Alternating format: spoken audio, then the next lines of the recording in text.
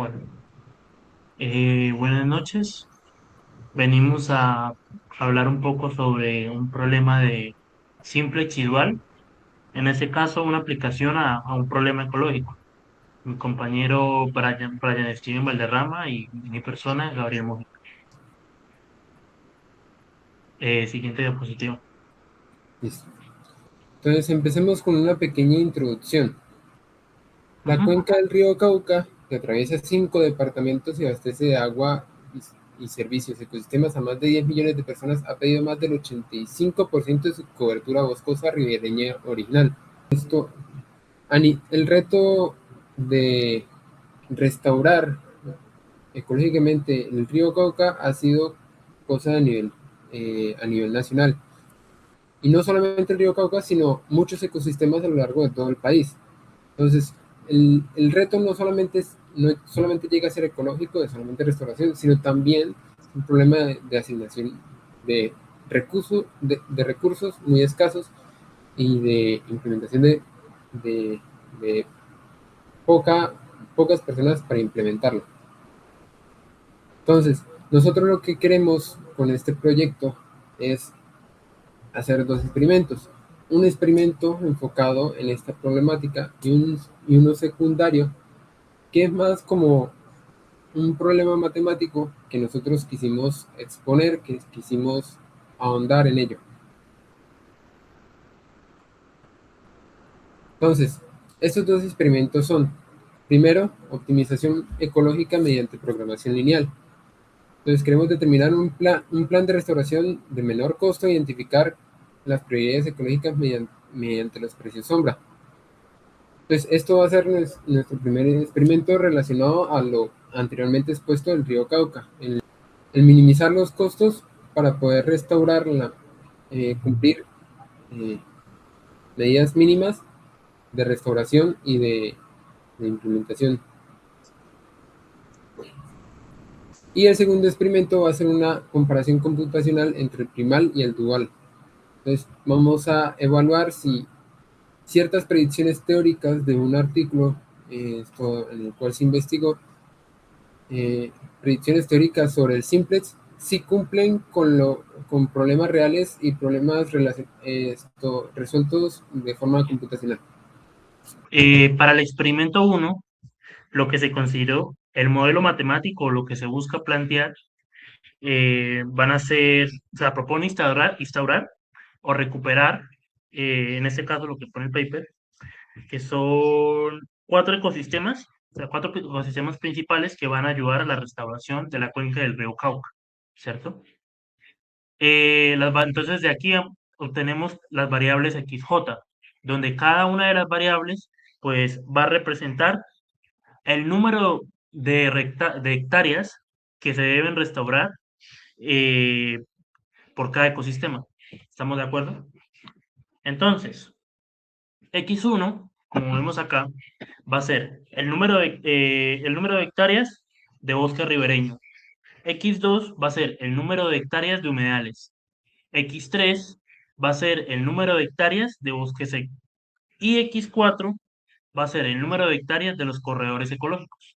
Entonces, ¿qué es un bosque ribereño? Un bosque ribereño pues va a ser un tipo de bosque que crece junto a ríos o arroyos, ¿sí? Un humedal es una zona de tierra plana que va a servir como un medio de transición entre un medio acuático y un medio terrestre, ¿cierto? Un bosque seco tropical es un tipo de bosque que es de clima cálido, ¿cierto? Mediante del cual se caracteriza porque tiene una temporada corta de lluvias y una temporada muy larga, o sea, temporada muy larga o temporadas secas que son demasiado largas, ¿sí? Y un corredor ecológico es simplemente una franja de territorio que sirve como un puente que permite la interacción entre diferentes especies, o sea, por medio de varios, que permite, es como un puente entre dos ecosistemas, por así decirlo, que permite la interacción entre varias especies y así. Entonces, Para este problema se considera además que todas las variables x1, x2, x3, x4 deben ser positivas, claro, porque si estamos hablando de hectáreas no tiene sentido decir menos 4 hectáreas de tal, menos 5, pues para el sentido biológico no tendría algún sentido. El problema primal, o al final lo que se va a considerar es lo siguiente: minimizar la función z, que es la expresión que tenemos acá, ¿cierto? ¿Eso qué significa? Pues vamos a buscar el menor costo posible que se requiere por recuperar por cada una de las hectáreas, ¿sí? Entonces, ¿qué es lo que significan cada uno de estos coeficientes? Por ejemplo, estos coeficientes lo que representan en la función objetivo, lo que se va a minimizar, pues va a ser la cantidad de dinero que se requiere para restaurar una sola hectárea. Por ejemplo, en X1 sería la cantidad de dinero que se requiere para restaurar una hectárea de bosque ribereño. Cabe aclarar además que esos coeficientes están en millones, ¿cierto? Luego, cada C sub I pues va a representar el costo en millones de pesos de restauración, ¿no? Lo que yo decía, cada coeficiente representa el costo en millones de pesos. Además de eso, se van a considerar las siguientes restricciones. Entonces, se tienen 4 restricciones, ¿cierto? Refugio para fauna, la conectividad ecológica, la captura de carbono, los recursos alimenticios. Esas van a ser mis 4 restricciones. El refugio de la fauna, lo que busca es esta restricción, pues lo que busca es garantizar hábitats adecuados para distintas especies. La conectividad ecológica eh, va a permitir el desplazamiento entre distintas especies de un ecosistema a otro. La captura de carbono, que lo que hace es, lo que busca con esto es mitigar el calentamiento global, ¿sí? Controlar un poco más esto. Y los recursos alimenticios aportan una mayor disponibilidad de recursos tróficos. El objetivo es asegurar disponibilidad alimentaria para especies prioritarias, especies más importantes, por así decirlo, las que se consideran más importantes en el problema.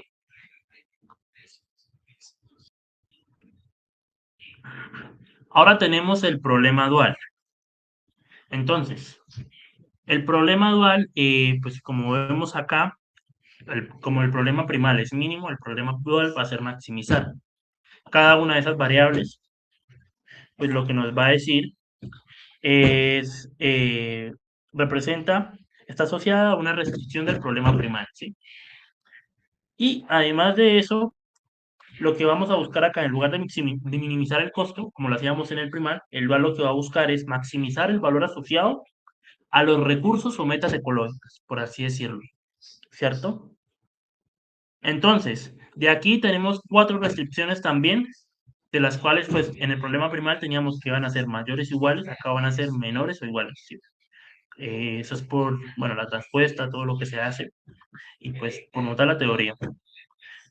Eh, entonces, ¿qué significan cada una de estas restricciones? Va a ser el costo, o sea, cada una de estas restricciones no debe exceder el costo que tenemos acá, ¿sí? El costo por una sola hectárea de, por ejemplo, de bosque ribereño, no es esa primera restricción, que es la del presupuesto de bosque ribereño, ¿sí? No debe exceder el presupuesto de humedal y así sucesivamente con todas las restricciones, ¿sí? O sea, esa representa el ecosistema 1, el ecosistema 2, el ecosistema 3 y así el ecosistema 4. Entonces, resolviendo el problema dual, resolviendo el problema del simple, si el problema dual, nosotros utilizamos un programa en Python, un solver en Python que se llama Heights. Heights lo que permite es resolver cualquier problema de programación lineal, ¿sí? En este caso de Heights, no importa una librería que se llama cp.optimise, que es la que está acá, en la que se ve en el código. Y luego se importa una función que se llama limproc. Con esta función es la que se usa en programación lineal para hallar máximos y mínimos, ¿sí? Entonces, resolviendo el código, escribiendo los datos de las ecuaciones que teníamos acá en Python, obtenemos las respuestas que vamos a ver acá un poco más abajo. Entonces, si quieres, bájalo un poco, por favor. Bájalo. ¿Qué obtenemos las soluciones de las variables óptimas x1? Primero, en el problema primario. Obtenemos x1, x2, x3, x4. y vemos que una de las restricciones es igual a cero. Ya más adelante se hará un poco el análisis de qué es lo que pasa en ese caso entonces. Y obtenemos también en el problema dual que una de las variables también nos va a dar cero, ¿sí? Se hace la verificación del teorema de la dualidad fuerte y llegamos a que la solución del problema primal como el problema dual es exactamente la misma. Coinciden con la misma respuesta, ¿sí? Ahora sí, si quieres vuelva a las diapositivas. Bueno, entonces, obtuvimos que el valor óptimo de la función óptima obtenida fue z igual a 694.44 millones. ¿Sí? Eso lo que representa es el costo mínimo requerido en millones de pesos para satisfacer todas las condiciones de los ecosistemas que se requieren, ¿no? Todas las metas que se quieren lograr, por así decirlo, las metas ecológicas de refugio, tanto para fauna, captura de carbono, disponibilidad alimentaria y así. Luego, se obtiene que las respuestas por cada variable, la solución óptima obtenida para el problema primal, pues lo que nos dice es que las mayores áreas de concentración, o sea, los que nos da valores más grandes, por así decirlo, se concentran en los bosques ribereños, que tienen un valor de 16.73, bueno, creo que lo leí mal, 16.7320. Y para humedales es de 5.02, ¿sí? Son las zonas que requieren mayores áreas de restauración, o sea, las que necesitan mayores áreas de restauración, por así decirlo. Y los corredores ecológicos son los que presentan una menor restauración, como vemos acá. El único que no, como tal, no aporta, no resulta ser seleccionado en la solución óptima del problema primal, pues va a ser el X3, que fue el que nos dio 0. ¿Sí? Siguiente. Entonces, se verifica además el teorema de la dualidad fuerte, ¿no? Mostró que los valores óptimos tanto del problema primal como del problema dual coinciden, o sea, son exactamente el mismo, 694.44. Y por otro lado, las variables duales lo que nos están diciendo es que la restricción asociada a la captura de carbono es la que posee el mayor valor marginal ecológico, es decir, la que más requiere un costo, por así decirlo, lo que indica que incrementar las ganancias de captura del carbono genera el mayor impacto sobre el costo total del sistema, por así decirlo. El mayor costo, sí, o sea, lo que más va a costar, por así decirlo. Ahora yo les voy a hablar del segundo experimento que nosotros propusimos como un ejercicio más matemático, más computacional. Entonces, antes de empezar con esto, nosotros lo que propusimos es en qué situaciones cambiando entre la cantidad de columnas y la cantidad de filas de la matriz A, el, el sistema primal va a ser más óptimo o más lento computacionalmente que el sistema dual. Es decir, en qué momentos el aplicar simplex sobre el primal va a tomar más iteraciones que el dual o viceversa. Entonces, nosotros hicimos un tipo de pruebas de aleatoriedad. Ese tipo de pruebas de aleatoriedad, bueno, más que pruebas, aplicamos aleatoriedad sobre la matriz A. Es decir, de que no tomamos un solo caso y vimos, sino que hicimos 20 iteraciones con distintas A's para hacer un promedio de las iteraciones y eh, de ahí fue que sacamos un promedio de iteraciones entre primal y el dual. Entonces, primero, la configuración del entorno. Entonces, nosotros hicimos el código en Python. Somos las librerías de NumPy, Pandas, Matplotlib, SciPy, en específico la librería del intro. Y definimos, hicimos como dos experimentos del computacional. Uno dejando una n fija y variando la cantidad de condiciones, y el otro dejando la m fija y variando la cantidad de variables. Entonces, la generación de instancias. Entonces, nosotros lo que hicimos es generar aleatoriamente coeficientes para nuestro C, coeficientes para nuestra matriz A, y La B la hicimos generando una solución X factible aleatoriamente, y la B se consiguió a partir del producto matricial entre A y la solución X. Listo. Entonces, fíjense como yo les comentaba, nosotros hicimos 20 réplicas totalmente independientes. Hicimos dos escenarios, uno donde m es fijo y n es variable, y otro donde n es fijo y m es variable. Y hicimos el registro y promedio de las iteraciones en el primal y el dual. Entonces, como podemos evidenciar, digamos, las iteraciones con variando n y dejando el m fijo, podemos ver de que el dual en promedio siempre dura más iteraciones que el primal. Entonces, a pesar de que, digamos, en la segunda gráfica donde dejamos n fija y m es variable, en la primera son muy equitativos y el promedio del dual resulta ser un poco menor. Al final, el dual termina superando al primal. Esto se debe a las condiciones del propio solver del simplex primario dual. Entonces nosotros usamos el solver Higgs DS. Entonces este solver se le pueden añadir condiciones para, para limitarlo y digamos, es uno de los solvers más completos para este tipo de casos de simplex. Entonces, esta gráfica está generada con este mismo solver sin ninguna restricción. Es decir, aquí está el presolve del propio solver activado.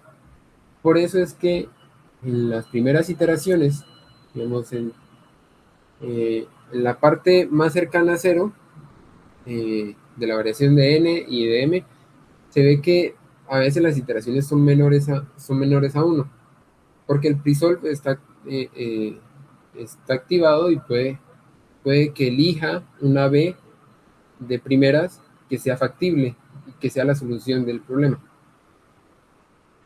Entonces, esto hace que también afecte, digamos, a la cantidad de iteraciones de cada uno. Digamos, en caso de activar el presolve, la diferencia entre el simplex dual y el primal es mucho mayor, y el dual normalmente toma más iteraciones que el primal. Aunque también podemos ver esto de una forma más teórica, más analítica. Y esto es el enfoque como el estudio que nosotros hicimos por medio de otro artículo. Entonces, basado en resultados teóricos de Danzig y Borgward, nosotros podemos ver, ellos resolvieron de forma analítica una forma de estimar las iteraciones teniendo como parámetros la cantidad de variables y la cantidad de condiciones. Y esto genera una función así como vemos en la parte inferior, donde ellos estiman un ruido. Un ruido se refiere como una pequeña variación, así como puede ser, por ejemplo, el ruido que se genera, por ejemplo, con los latidos del corazón, que se ve de que inicia un pequeño ruido y luego sí toma el valor y sigue variando de forma mínima. Ese pequeño ruido es lo que hace esa pequeña curva entre estas.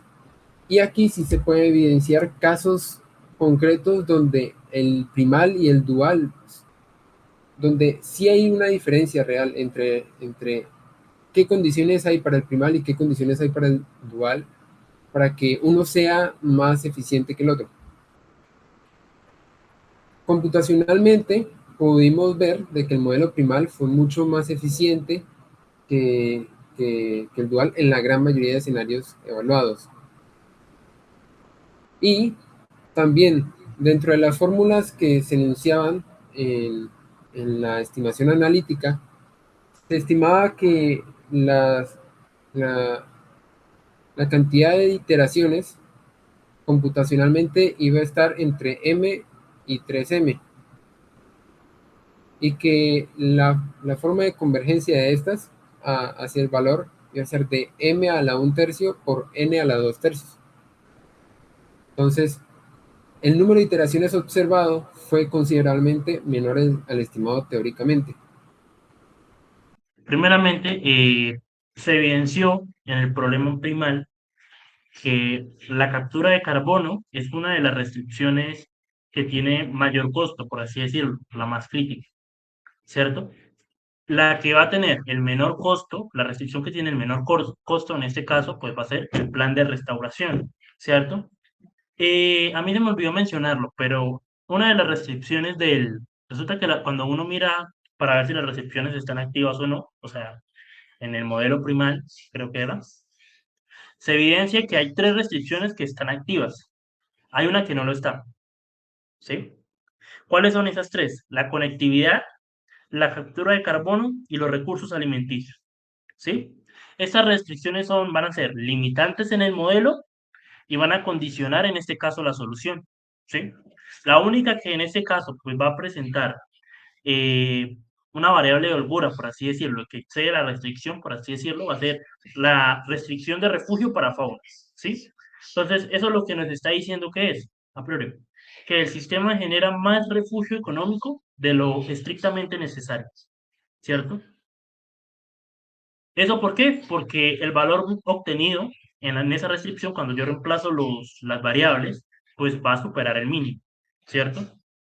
Luego, del problema dual se evidenció, o bueno, nos permitió interpretar el valor económico y ecológico de las restricciones del primario, ¿sí? Entonces, eso lo que nos está diciendo que es, pues que cada variable va a medir cuánto aumenta el costo óptimo de restauración si se incrementa en una unidad la exigencia mínima, ¿cierto? De la restricción. Entonces, las restricciones duales garantizan que el valor ecológico atribuido en cada ecosistema no supere ese costo de restauración, por así decirlo. Eso es lo que hace el dual. Y entonces, eso va, por así decirlo, a establecer un equilibrio entre los beneficios ecológicos y el costo económico, ¿sí? Que es a lo más mínimo y los beneficios ecológicos que puede traer para restaurar las zonas o áreas bueno, cerca del río de la región. Y en cuanto a las conclusiones con respecto al segundo experimento, podemos ver, así como fue en el análisis, de que el primal mostró una mayor eficiencia computacional que el dual, y que las restricciones influyen, las restricciones influyen más que la variación de variables en el desempeño del simplex.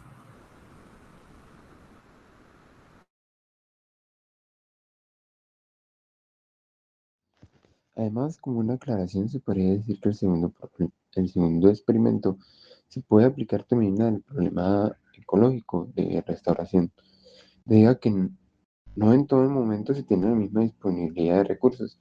A veces valen más, a veces valen menos, a veces la oferta sube, a veces es la demanda la que sube. Entonces, los precios son muy variables y como eh, son recursos, digamos, ecológicos en su mayoría, algunos dependen de las estaciones o de si están si esa zona en específico está pasando por un momento de sequía o está pasando por lluvias muy fuertes.